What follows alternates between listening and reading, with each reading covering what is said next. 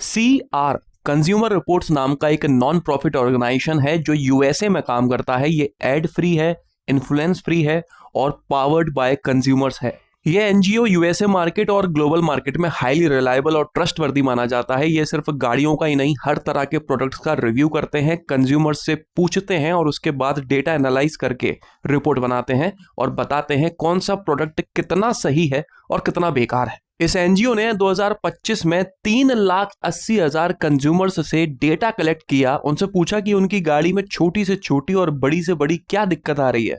उन सारी प्रॉब्लम्स को रिकॉर्ड में लिया, डेटा एनालाइज करा और एक लिस्ट बनाई जिसमें यह बताया इन्होंने कि कौन सी ब्रांड की गाड़ियां सबसे ज्यादा रिलायबल हैं और किसकी सबसे कम रिलायबल है। इनकी लिस्ट में 26 कार कंपनीज का नाम लिया गया है, जिनमें से 16 हमारे यहाँ या तो काम कर रही हैं या काम कर चुकी हैं या जल्दी ही आने वाली हैं। तो चलिए देख लेते हैं कि किसकी चड्डी में कितने छेद हैं।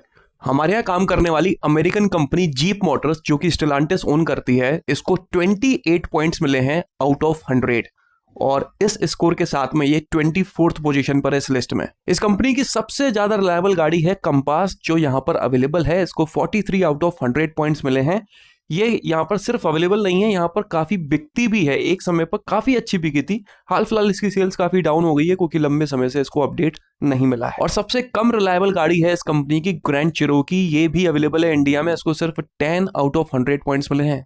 हुंडई की प्रीमियम ब्रांड जेनेसिस, ये कंपनी इंडिया जल्दी ही आने वाली है और सबसे पहली गाड़ी इस कंपनी के इंडिया में GV80 होगी।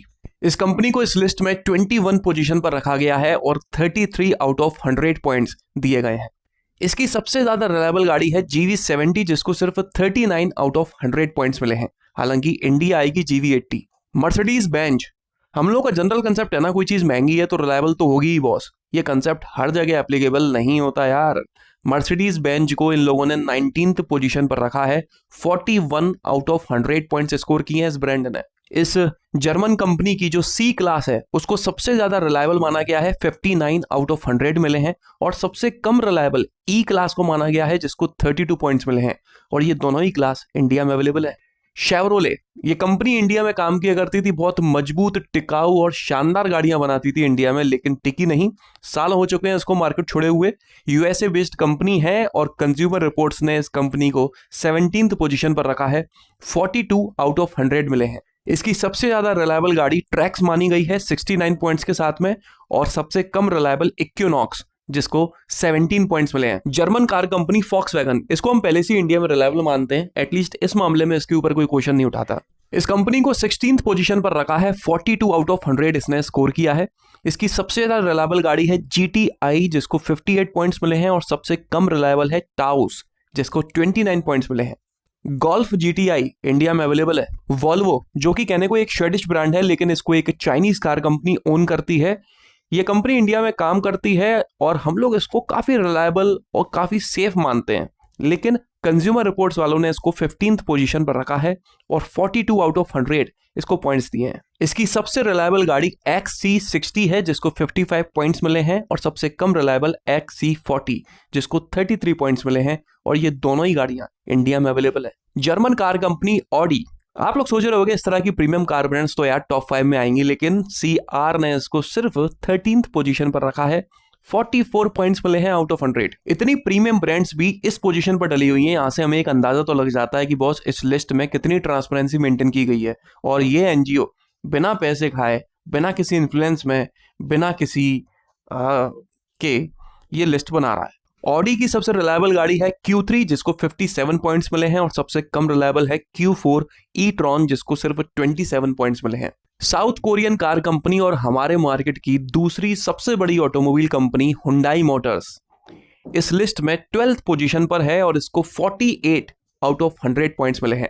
अभी कुछ सेकंड पहले ही मेरा ऑडी की तारीफ करने का बिल्कुल मन नहीं हो रहा था, लेकिन अगली पोजीशन पर हुंडई है, इसकी तारीफ करने का मन हो रहा है। वजह सिर्फ एक है कि ऑडी प्रीमियम गाड़ी बनाता है, काफी महंगे प्रोडक्ट्स बनाता है, उसके बावजूद भी वो 13th पर है, जबकि हुंडई उससे आधे से आधे बजट में अपनी गाड़ी बेच रहा होता है, उसके बावजूद वो एक पोजीशन आगे है, तो तारीफ तो बनती है। गजब की बात तो बॉस ये है कि इस कंपनी का सबसे ज्यादा रिलायबल प्रोडक्ट है टूसॉन, जिसकी हमने कभी औकात नहीं समझी। इसको 67 आउट ऑफ 100 पॉइंट्स मिले हैं, और सबसे कम रिलायबल है आयोनिक 5, जिसको 26 पॉइंट्स मिले हैं। वैसे तो टूसॉन इंडियन मार्केट में डिसकंटिन्यू कर दी गई है, लेकिन खबर है कि अगले साल वापस से लॉन्च होगी। लेकिन गजब की बात यह है कि वो तब भी नहीं बिक रही होगी, क्योंकि इंडिया के हिसाब से वो ओवर प्राइस्ड गाड़ी है। रही बात आयोनिक 5 की, तो हम लोग वैसे ही नहीं खरीद रहे उसको। फोर्ड कंपनी ये वैसे तो इंडियन मार्केट छोड़ चुकी है, लेकिन आज भी कई सारे लोग इस कंपनी को पसंद करते हैं और कई सारे लोग इंतजार कर रहे हैं कि बॉस वापस कब आएगी हमारी एंडेवर। इस कंपनी को 11th पोजीशन पर रखा गया है और 48 पॉइंट्स मिले हैं आउट ऑफ 100। इसका सबसे रिलायबल प्रोडक्ट है मैवरिक, जिसको 70 पॉइंट्स मिले हैं, और सबसे कम रिलायबल एक्सप्लोरर, जिसको सिर्फ 30 पॉइंट्स मिले हैं। साउथ कोरियन कार ब्रांड और हुंडई की सिस्टर किया मोटर्स, इंडिया में भले ही किया के सर्विस सेंटर्स हुंडई से कम होंगे, लेकिन यूएसए मार्केट में बॉस किया हुंडई से आगे है। इस कंपनी को 10th पोजीशन पर रखा गया है और 49 आउट ऑफ 100 इसने स्कोर किया है। इसकी सबसे रिलायबल गाड़ी कार्निवाल मानी गई है 72 आउट ऑफ 100 पॉइंट्स के साथ में, और सबसे कम रिलायबल EV9, जिसको सिर्फ 24 पॉइंट्स मिले हैं। ये दोनों ही गाड़ियां इंडिया में अवेलेबल हैं। EV9 तो बॉस 1 करोड़ से ऊपर की आती है, और कार्निवाल भी कोई सस्ती नहीं है, इसको खरीदने में भी घर बिक जाता है। टेस्ला यूएसए बेस्ड कंपनी और हाल फिलहाल ही इंडिया में आई है। इस कंपनी को 9th पोजीशन पर रखा गया है और 50 आउट ऑफ 100 पॉइंट्स दिए हैं। इसकी सबसे रिलायबल गाड़ी है मॉडल वाई, जिसको 81 पॉइंट्स मिले हैं, और सबसे कम रिलायबल है इसका सबसे प्रीमियम प्रोडक्ट साइबर ट्रक, जिसको सिर्फ 34 पॉइंट्स मिले हैं। बहुत साइबर ट्रक ने टेस्ला की जितनी बेइज्जती कराई है ना, इतनी किसी ने नहीं कराई आज तक। Japanese car company Nissan Motors, इस कंपनी को हम कुछ नहीं समझते और इसके प्रोडक्ट्स को तो और कुछ नहीं, लेकिन बॉस कंज्यूमर रिपोर्ट्स ने इस कंपनी को 6th पोजीशन पर रखा है और 57 पॉइंट्स दिए हैं आउट ऑफ 100। और सुनिए गजब की बात, जिस गाड़ी को हमने टेढ़े मुंह भी नहीं देखा, निसान किक्स, वही है इस कंपनी की सबसे रिलायबल गाड़ी। 76 पॉइंट्स मिले हैं आउट ऑफ 100, और सबसे कम रिलायबल है मुरानो, जिसको 41 पॉइंट्स मिले हैं। मतलब देख रहे हो, इस कंपनी की सबसे कम रिलायबल गाड़ी भी दूसरी कंपनी की मोस्ट रिलायबल गाड़ी के बरोबर स्कोर कर रही है। अब आज से निसान कंपनी को सीरियस लेना चालू करो बॉस। जर्मन कार कंपनी और हमारा प्यारा बबलू BMW, इस कंपनी को 5th पोजीशन पर रखा है, 58 आउट ऑफ 100 पॉइंट्स दिए हैं।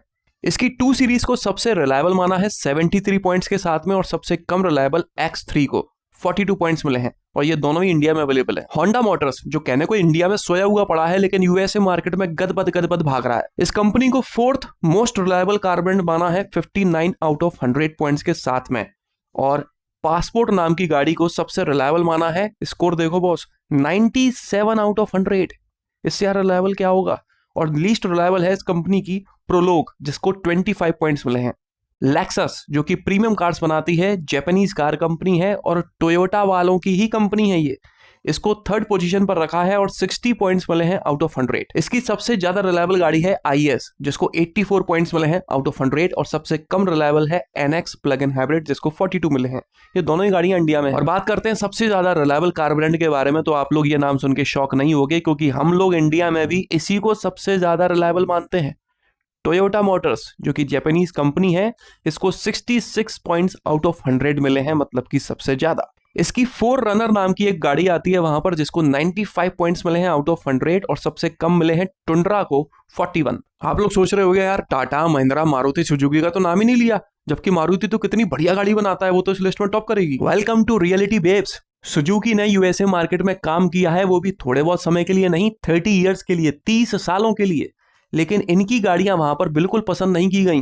आखिर में आके 2012-13 में इनकी यह हालत हो गई थी कि सेल्स इतनी कम थी कि सुजुकी यूएसए में बैंकरप्ट हो गई थी, और मजबूरी में इनको यूएसए मार्केट छोड़ के भागना पड़ा। आप लोग छानबीन करके देख लेना, जितने भी बड़े और अच्छे मार्केट्स है ना, वहां पर आपको सुजुकी काम करते हुए नहीं दिखेगी। एक हम ही लोग हैं जिनको जान कम और पैसा ज्यादा प्यारा। रही बात टाटा की, तो वो वहां पर काम नहीं करती है, लेकिन उसकी कंपनी जैगुआर लैंड रोवर वहां पर है, और उसका नाम इस लिस्ट में दूर दूर तक नहीं है। महिंद्रा यूएसए मार्केट में काम करती है, लेकिन उसके गिने चुने प्रोडक्ट्स हैं, और गिनती तक नहीं है महिंद्रा की वहां की कार कंपनीज में, तो इस लिस्ट में आना तो खैर बहुत दूर की बात है हाल फिलहाल इस कंपनी के लिए। तो चलिए, इस वीडियो में तो बस इतना ही। किसी भी तरह से आपको ये पसंद आया हो तो इसे लाइक कर दीजिएगा, इस चैनल को सब्सक्राइब कर लीजिए, और ऑल नोटिफिकेशन पर टैप करना बिल्कुल ना भूलना। आपका दिन शुभ रहे। धन्यवाद।